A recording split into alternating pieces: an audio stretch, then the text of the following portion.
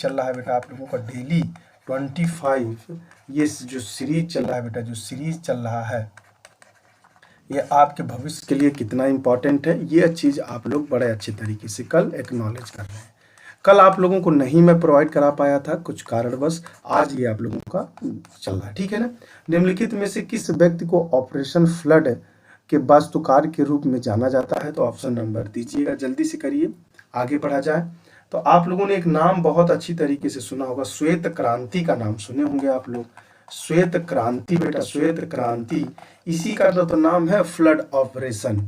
Flood का मतलब क्या होता है और ऑपरेशन का मतलब क्या होता है, ये भी आप लोगों को इसी को कहा जाता है श्वेत क्रांति। यदि आप अपनी भाषा में जानना चाहते हैं तो दुग्ध क्रांति इसी को कहा जाता है, और उनका नाम होता है वह कुरियन साहब है, ठीक है। कब शुरू किया गया था? तो 1970 में शुरू किया गया था, ठीक है ना बेटा। 1970 में इन्होंने शुरू किया था। और डॉक्टर कुरियन साहब का जन्म तो आप लोगों को पता ही होगा 1921 में हुआ था, ठीक है ना। 19 कुरियन का जन्म कब हुआ था?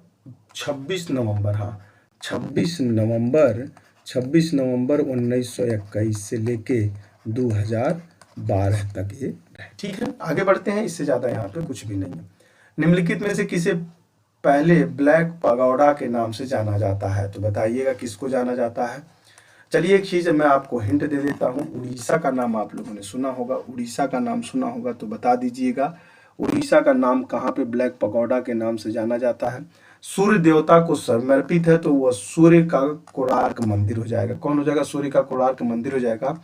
इसको यूनेस्को के द्वारा बेटा, यूनेस्को के द्वारा 1984 में विश्व विरासत के रूप में भी आप लोगों को विश्व विरासत के रूप में इसको घोषित किया गया, दर्जा प्रदान कर दिया गया। ऐसे कर देखिएगा।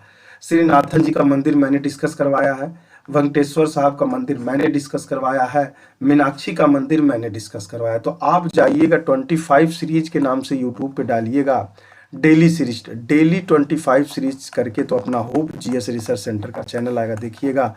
मंदिर से संबंधित मैंने पूरा मंदिर एक ही वीडियो में 26 मिनट का है। जिंदगी में उससे बाहर सवाल कुछ आने वाले नहीं है।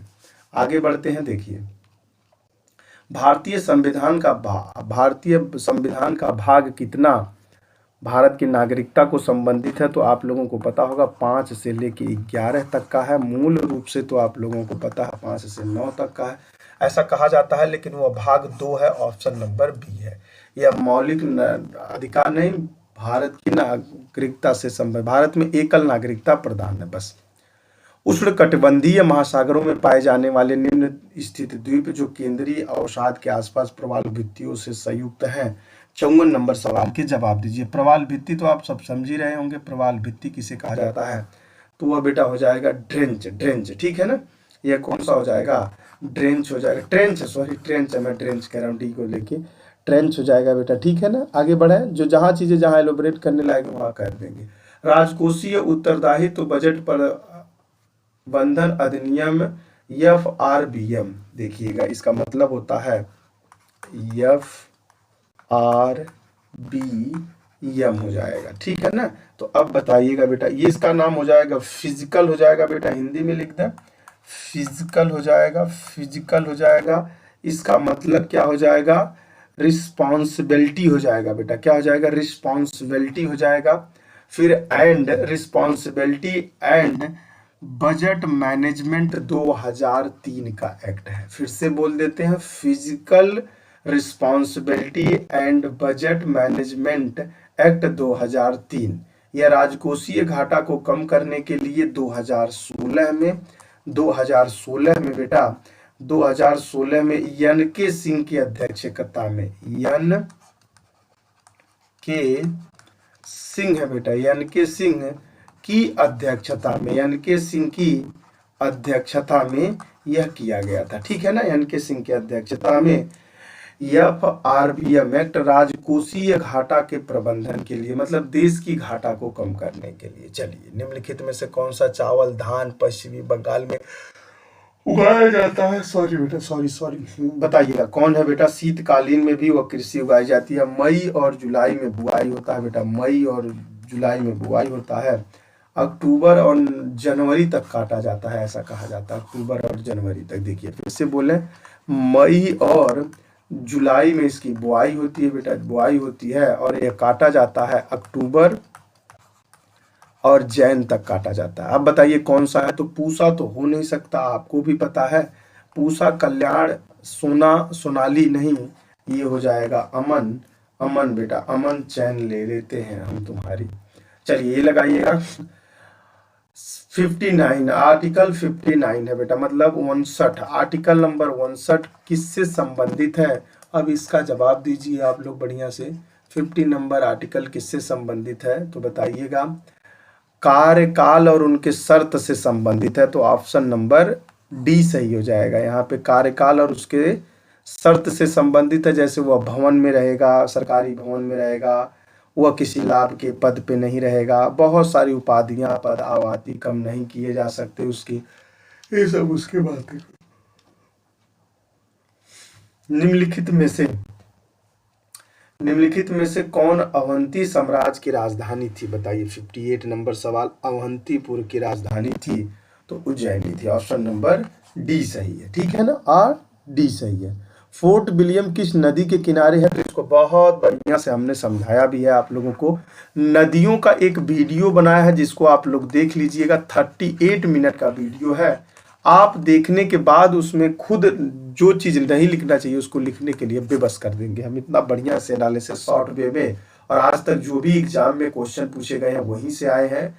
आपको यकीन ना हो तो प्रीवियस ईयर पेपर लेके बैठिएगा, 59 सवाल का जवाब दीजिएगा। फोर्ट विलियम हुगली नदी के किनारे है, कलकत्ता में है बेटा। ये सब बताया है मैंने, कब बना, क्यों बना, तो आपको 25 सीरीज जो चीजें डिस्कस कर दिए नहीं करेंगे।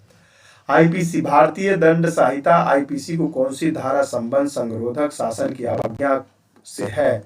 इस सवाल का जवाब दीजिए। 60 नंबर, तो धारा 271 है, इससे ज्यादा यहाँ पे पुलिस वाले ध्यान रखेंगे।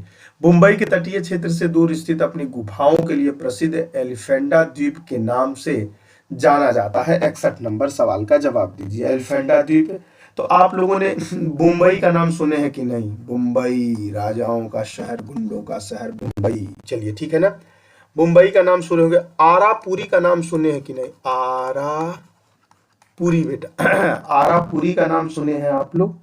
आरापुरी का नाम नहीं सुने हैं तो वह गुफाएं इसीलिए प्रसिद्ध है, इसी का नाम है एलिफेंटा गुफा। आरापुरी का गुफा का मतलब होता है एलिफेंटा गुफा। एलिफेंटा गुफा को और क्या कहा जाता है तो लिख लीजिएगा, धारापुरी द्वीप भी कहा जाता है बेटा, धारापुरी द्वीप भी कहा जाता है, ठीक है ना। अब ये भी एक चीज है, एलिफेंटा के गुफा को विश्व यूनेस्को के द्वारा बेटा, यूनेस्को के द्वारा विश्व धरोहर समारोह में शामिल कर दिया गया। यूनेस्को के द्वारा एलिफेंटा गुफाओं को विश्व धरोहर में शामिल किया गया। तो यह कहाँ पे है तो आप बताएंगे? अभी तो बता देंगे, धारापुरी में ही है बेटा, धारापुरी द्वीप पे, ठीक है ना। आगे बढ़ते हैं। निम्नलिखित में से कौन सी जगह गौतम बुद्ध के जीवन से संबंधित नहीं है? नहीं है, बौद्ध गया संबंधित है। एक बौद्ध जी से संबंधित मैंने वीडियो बनाया है, आप लोग होप चैनल पे जाइएगा, देखिएगा, लगभग 25 मिनट के अंदर का वीडियो है, चेक कर लीजिएगा प्रीवियस ईयर पेपर लेके, इससे ज्यादा। बोध गया तो है, सारनाथ भी है, लुम्बिनी भी है, पूरी नहीं है बेटा। पूरी सूरी कहाँ पे है अब ये तो नहीं मालूम, लेकिन अब पूरी में नहीं है, ठीक है ना। चलिए, इंडियन प्रीमियम लीग के पहले अध्यक्ष आयुक्त थे। 63 नंबर सवाल के जवाब दीजिए। ललित मोदी का नाम आप लोगों ने सुना होगा बेटा, ललित मोदी का नाम सुना ही होगा आप लोगों ने। ललित मोदी ही थे जो प्रीमियम लीग के अध्यक्ष थे, ठीक है ना। राज्यसभा की व्यावसायिक सलाहकार समिति का गठन पहली बार कब किया गया था? इसका सवाल का जवाब दीजिए, कब किया गया था, जल्दी बताइए। 3 अप्रैल बेटा, बहुत अच्छे, 3 अप्रैल को किया गया था। 3 अप्रैल 1952 को इसका गठन किया गया था और 13 मई बेटा, 13 मई 1952 को यह कार्य रूप से करने लगा था, ठीक है। इसके अध्यक्ष कौन थे तो जान लीजिएगा। अध्यक्ष सर्वपल्ली उपराष्ट्रपति थे ये, सर्वपल्ली बेटा, सर्वपल्ली राधाकृष्णन थे। कौन थे? सर्वपल्ली राधाकृष्णन साहब थे, ठीक है ना। तो ये सब बातें याद करके रखिएगा। निम्नलिखित में से किस सेविका को आधुनिक नरसिंह आधारभूत दार्शनिक रूप में जाना जाता है? अब बताइएगा किसको जाना जाता है। 65 नंबर सवाल के जवाब दीजिए।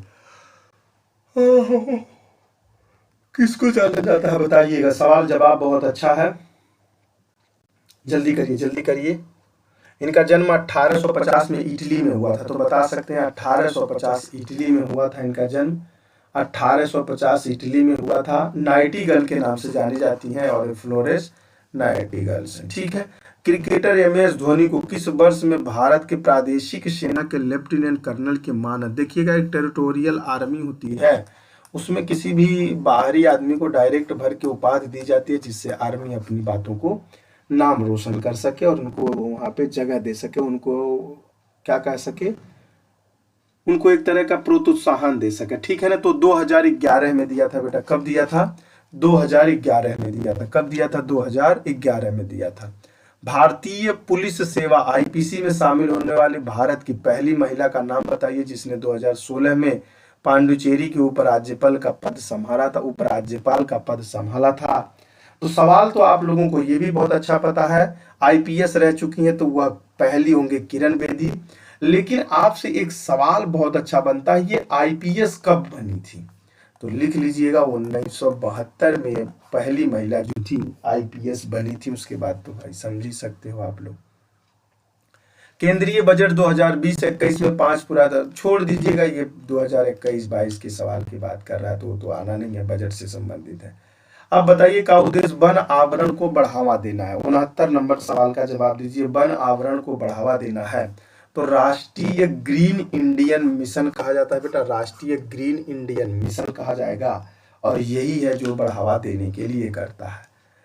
इंजेक्शन या हाइपोडर्मिक निडल से जुड़ी चिकित्सा प्रक्रियाओं के प्रति अत्यधिक डर को क्या कहा जाता है बताइएगा। ट्रीपेनोफोबिया बोला जाता है बेटा, ट्रीपेनोफोबिया बोला जाता है, ट्रीपेनोफोबिया बोला जाता है, ट्रीपेनोफोबिया बोला जाता है। इसका कारण ये है कि यह व्यक्ति बहुत सुई से डरेगा, गड्ढों से डरेगा। एक्चुअली साइकोलॉजी बीमारी होती है, इसका करवाना पड़ता है इलाज। सवाल बहुत बड़ा है बेटा, थोड़ा सा आप लोग कंफर्म करने की कोशिश करिएगा। कट रहा होगा तो मैं बता दूं, यह पूछ रहा है, मैं सवाल पढ़ रहा हूं, आप लोगों को ऑप्शन दिखना चाहिए ठीक ठाक से। एक बार ध्यान से देखिएगा सवाल क्या है बेटा। निम्नलिखित में कौन सी निधि उस लेन देन के प्रवाह के लिए जो सरकारी केवल बैंकरों के रूप में कार्य करती है? तो अब बताइए। सवाल नंबर 71 है। 71 सवाल में उसका नाम है लोक लेखा समिति। लोक लेखा समिति, तो इसका बताइएगा राज्यसभा के कितने सदस्य होते हैं, यही आप लोग बताइएगा बेटा। राज्यसभा के सदस्य संख्या बता दीजिएगा, बस यही बता दीजिएगा। क्या बताना है? सदस्य संख्या। 72 नंबर बताइएगा निम्नलिखित में से कौन सा 72 नंबर निम्नलिखित में कौन सा लेखा लेखिका उनके जन्मदिन के उसके द्वारा लिखी गई पुस्तक काल्पनिक चित्र के रूप में है? तो बहुत बार आप लोगों ने नाम सुना है उस बुक का, तो बताइएगा कौन सी बुक है बेटा, कौन सी बुक है? तो बताइएगा काल्पनिक चित्र लेखा है वो आप लोगों को पता है बड़े अच्छी तरीके से, बताइएगा क्या है?